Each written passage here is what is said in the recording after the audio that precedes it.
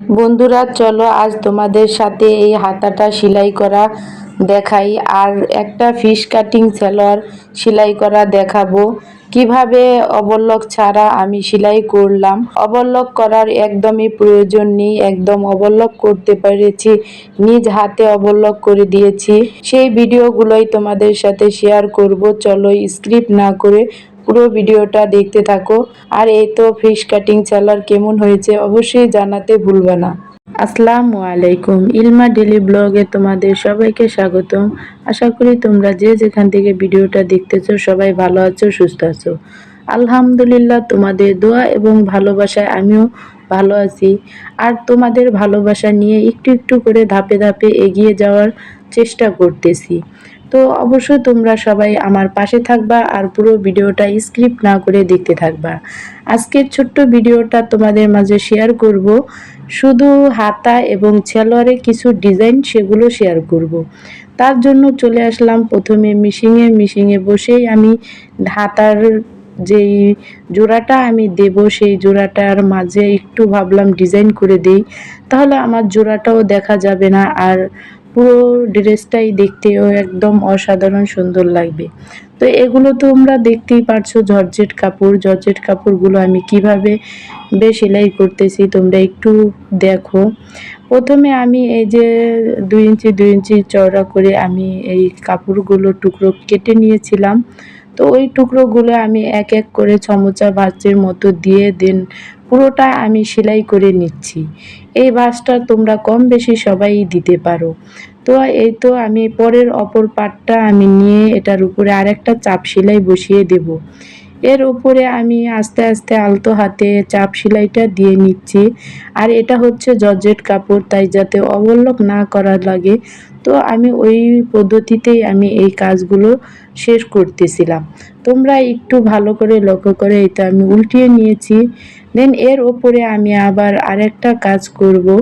তো সেই কাজটা তোমাদের সাথে আমি দেখিয়ে দিচ্ছি আস্তে করে, তোমরা একটু ফলো করো। এই তো আমি এই লেসটা লাগিয়ে দেন উপরের কাপড়টাকে লেসের উপরে বসিয়ে আমি আস্তে করে চাপ সিলি দিয়ে নেব হাতের সাহায্যে। তোমরা ভালোভাবে দেখো, একটু একটু করে হাতের সাহায্যে এই কাজগুলো করবা, তাহলে তোমাদের ফিনিশিংটাও অনেক সুন্দর আসবে। আমি আমার কাজে যথেষ্ট পরিমাণে রেসপেক্ট করে এবং শ্রদ্ধা করে আমি এই কাজগুলো ভালোবেসে করতে থাকি। তাই আমার কাজের হাতগুলো দেখো, তোমরা ফলো করো, কত ফিনিশিংটা সুন্দর এসেছে। এভাবেই আমি প্রত্যেক কটা হাতে বসিয়ে নেব দোনোটা হাতায়।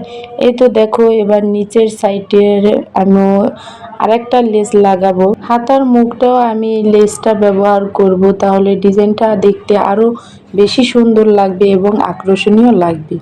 তার জন্য আমি আবারও কাপড়টাকে দেন লেচের উপরে বসিয়ে আস্তে আস্তে সেলাইটা দিয়ে নিচ্ছি। এটা আস্তে আস্তেই করতে হবে, কারণ এটা একদমই জর্জেট কাপড়। দেন অতটাও কষ্ট হয় না, আমি পিন আপও করে নিই।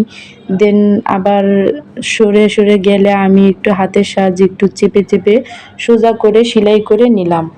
এই তো আমার পুরো লেসটা সেলাই করা কমপ্লিট হয়ে গেল। এবার আমি উল্টিয়ে এর ওপরে একটা চাপ সেলাই দিয়ে নেব। তাহলেই দেখো আমার হাতের মুহুরিটা কত সুন্দরভাবে সেলাই করা কমপ্লিট হয়ে গেল। তোমরা না বুঝলে অবশ্যই আমাকে জানাবা, আমি পরবর্তী ভিডিওর মাধ্যমে কোনো না কোনো ভিডিওর মাধ্যমে আমি তোমাদের ভালোভাবে বুঝিয়ে দেওয়ার চেষ্টা করব। তবে তোমরা আমার পাশে থেকো, তোমাদের পাশে থাকাটা অনেক প্রয়োজন। যদি তোমরা পাশে থাকো তাহলে এরকম সুন্দর সুন্দর ডিজাইন আমি নিয়ে আসতে পারবো। এই দেখো আমার হাতাটা জয়েন করে নেব। এবার হাতাটাকেও আমি এভাবে সুন্দরভাবে একই মাপে রেখে দেন আমি একটা সেলাই দিয়ে নেব। এই সেলাইটা আমরা সবাই কম বেশি টেলার্সরা সেলাইটা দিতে পারি। তো আমি হাতার মুখটা রাখবো 6.5 ইঞ্চি। পুরাটা হাতা আমার কামিজের আরমোলের মাপ অনুযায়ী আমি পুরোটা হাতা সেলাই করে নিয়েছি আস্তে আস্তে। তো এই তো আমার পুরো হাতাটা কমপ্লিট করে ফেললাম। তোমরা দেখে অবশ্য জানাও যে কীরকম হয়েছে। ভালো লাগলে আপুটার পাশে থাকবা আর সাবস্ক্রাইব করতে ভুলবা না। এই তো দেখো কত সুন্দর ফিনিশিং এসেছে এবং ডিজাইনটাও সামনাসামনি অনেক সুন্দর এসেছে। তো তোমরা দেখো আমি সালোয়ার নিয়ে বসে পড়লাম। এবার আবার সালোয়ারের কিছু কাজ তোমাদের সাথে শেয়ার করতেছি। এই তো দেখো আমি তোমাদের সাথে এই সেলাইগুলো কমপ্লিট কিভাবে করলাম ওটাই শেয়ার করব। তো তোমাদের সাথে এই যে জর্জেট কাপড়ের সালোয়ারটা কিভাবে সেলাই করব ওটাই আমি তোমাদের সাথে শেয়ার করতে চলে আসলাম। লেস কিভাবে বসাই একটু হাতের দিকে ফোকাস করলে তোমরা বুঝতে পারবা। প্রথমে আমি তোমাদের দেখিয়ে দিলাম আমি কিভাবে রাবার লাগিয়েছি এবং হাইয়ের সাইডগুলো সেলাই করেছি। দেন আমি কিভাবে লেসগুলো লাগাচ্ছি এটাই তোমাদের সাথে একটু শেয়ার করতে চলে আসলাম। তোমরা পুরো ভিডিওটা স্কিপ না করে দেখবা, তাহলেই বুঝতে পারবা আমি কিভাবে লেসগুলো লাগিয়েছি। এই তো দেখো আমি লেস আগে বসিয়ে কাপড়ের উপরে, দেন উপরের কিছু কাপড়ের অংশ লেসের উপরে বসিয়ে দেন আমি আস্তে আস্তে আস্তে আস্তে হাতের সাহায্যে চেপে চেপে সেলাই করে নিচ্ছি একদম সহজভাবে এটা। তো ফিশ কাটিং সালোয়ারটা আমি এভাবেই ডিজাইন করব, তাই চলে আসলাম তোমাদের সাথে শেয়ার করতে। তোমরা এই তো দেখো আমি এভাবে পুরো সালোয়ারে দুইটা লেস বসিয়ে নেব।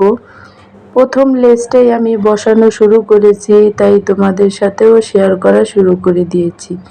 তোমরা দেখো আমি কিভাবে হাত দিয়ে চেপে চেপে পুরোটা সেলাই করে ফেললাম। এবার আমি দেন সুতাটা কাটিং করে নিয়ে লেসটাও কাটিং করে নিলাম। দেন একইভাবে অপর সাইডে সালোয়ারটাও বসিয়ে নেব। দেন আবার ছোট্ট লেসটা আমি বসাবো একদম পায়ের নিচে। তো এটাকে আমি প্রথমে এভাবে কাপড়টাকে ভাঁজ করে দেন আবারও কাপড়টাকে ভাঁজ করে লেসের উপরে বসিয়ে তারপরে আমি এই চাপ সেলাইটা দিয়ে নিচ্ছি। তোমরা একটু লক্ষ্য করো, তাহলে বুঝতে পারবা আমি কিভাবে এই সালোয়ারটা সেলাই করতেছি।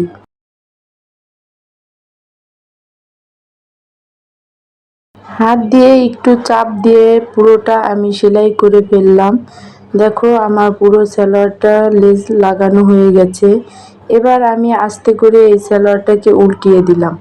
এই তো উল্টিয়ে দিয়ে একটা এর উপরে চাপ সেলাই বসিয়ে দেব। চাপ সেলাইটা আমি দুটো সাইডে সেলাইটা চাপ দিয়ে নিচ্ছি, তাহলে লেসটাকে আরও মজবুত করে নেবে। আমার এই তো লেসের উপরে চাপ সেলাইটা দেওয়া কমপ্লিট হয়ে গেছে।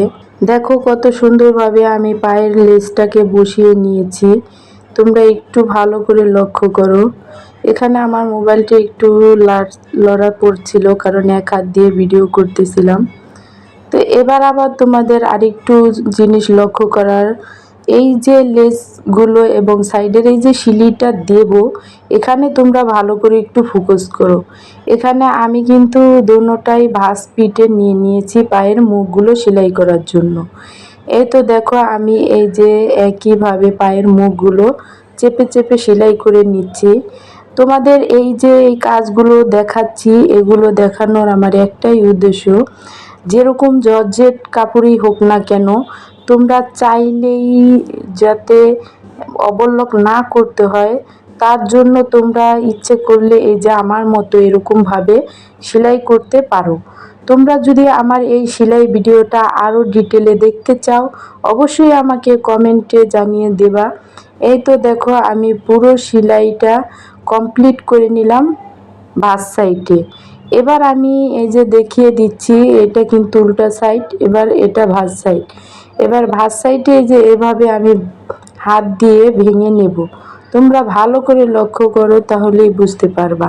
আমার সালোয়ারের পায়ের মুখ যতটুকু লাগবে অতটুকু রেখে দেন আমি এটাকে সুন্দর করে চাপ দিয়ে হাতের সাহায্যে এবং নখের সাহায্যে ঘষে তারপরে আমি এটাকে চাপ সেলাই দিয়ে নিচ্ছি।